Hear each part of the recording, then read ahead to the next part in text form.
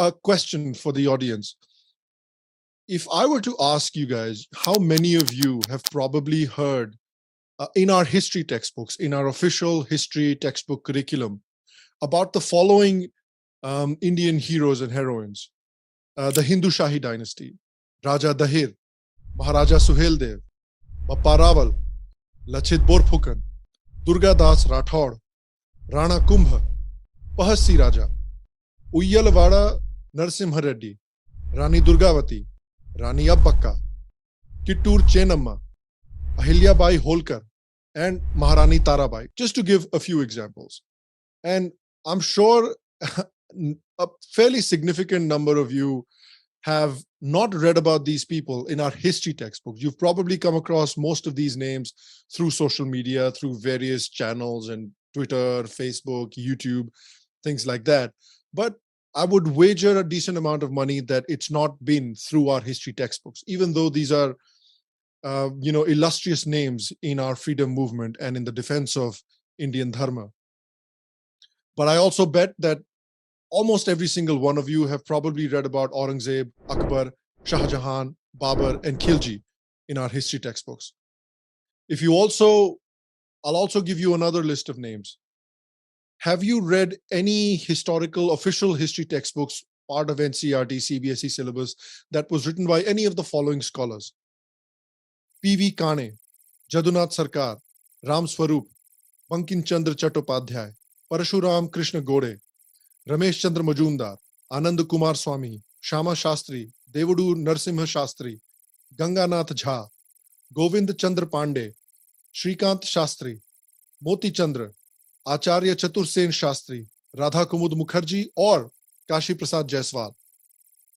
Again, I would wager that a significant number of you have probably not read any works by these illustrious historians and scholars as part of our official historical curriculum. But I'm sure you've read works by people like Romila Thapar, Satish Chandra, R.S. Sharma, and Irfan Habib.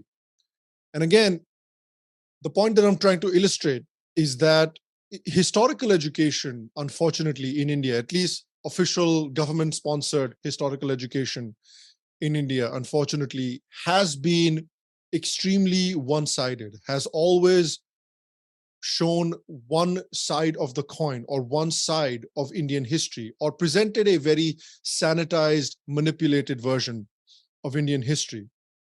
In fact, recently a research report was submitted before the Parliamentary Committee on Education.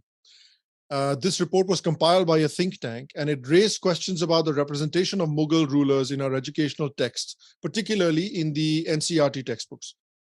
The report stated that there is an average of 97 references to Emperor Akbar, 30 references to Shah Jahan, Aurangzeb, and Jahangir each, as opposed to just 8 mentions of what I believe is the true father of the Indian independence movement, the Maratha king, Chhatrapati Shivaji Maharaj.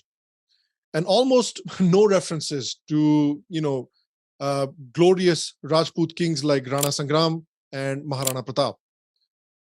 The report has criticized the NCERT and Kerala textbook specifically for giving much more weightage to accounts of Muslim chroniclers such as Ibn Battuta and Al-Biruni, and organizations like the Brahmo Samaj, and ignoring largely the works of Indians such as Chanakya, Bodhayan, Bhaskaracharya, Aryabhat, and the work of social reformers such as Dayanand Saraswati, Swami Vivekanand, and even Veer Savarkar.